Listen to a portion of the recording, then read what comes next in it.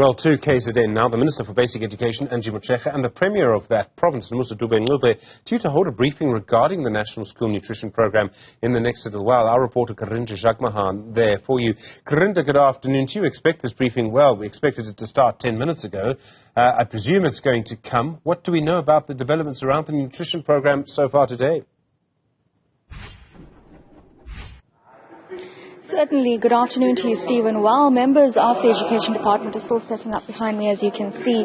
So we do expect this briefing to start soon. But at this point so far, members of the KZN government have visited some schools across the province to ascertain whether food has indeed been delivered. And in the reports that have been sent so far is that most schools have received their food supply, apart from a few that believe to have some challenges. However, what we know so far, though, is that the KZN Education Department has reverted to using their old system of having several service providers supply and deliver food to schools, as opposed to using that one company we know of now, Casino Retail, who's been given that 2.1 billion rand tender to supply food to schools. Last month, when schools opened, many schools went without food, and in some cases, schools received rotten food. Now, early today, the KZN Premier also briefly joined the visit, or the oversight visit, to schools in Kwandengezi, just west of Durban. And what we were told in a doorstop briefing by the Premier is that an investigation is underway. We did ask the KZN Premier if she was aware that the SIU is also conducting investigations from as far as February, according to a report by the Mail and Guardian. She said she was not aware of that.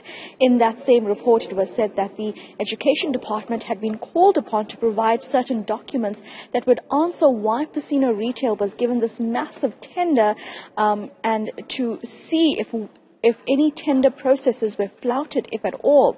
But as of 27th February, none of those documents had been handed over to SIU. Today, of course, when we asked the KZN Premier about this, she said that she would encourage any government official to ensure that they comply with any investigative body as the probe continues. Of course, now it's the Basic Education Minister that's going to be joining this briefing. So indeed, there's also going to be an additional person that can then answer as to who should be held accountable for what happened last month when thousands of learners went without food. Now, we have seen some members of the department here, but we're yet to actually see the KZN Premier or the Basic Education Minister at this exact venue in La Mercy near Durban to start this event. But indeed, many questions about why was it that Casino Retail, a sole company, was handed this massive over 2 billion rand tender. What links, if any, were there between the department and this company?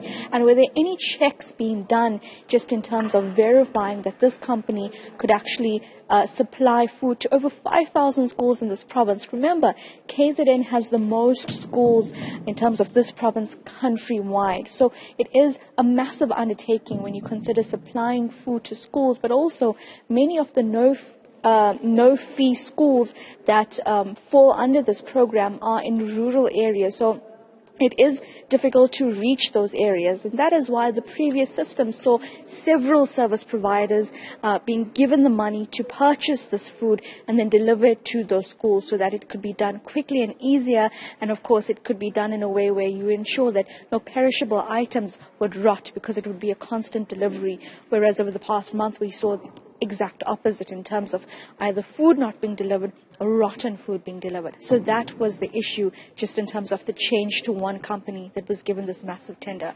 I'll keep you updated as soon as we have sight of the government officials that must answer to this, because over the past day, Stephen, they've actually been in two separate committee meetings, one provincial portfolio meeting and one parliamentary portfolio meeting, both regarding basic education, both trying to establish what happened here. And it's quite interesting that in both those separate meetings that were happening, many questions that were raised was about why Casino Retail was given this tender and who should be held accountable.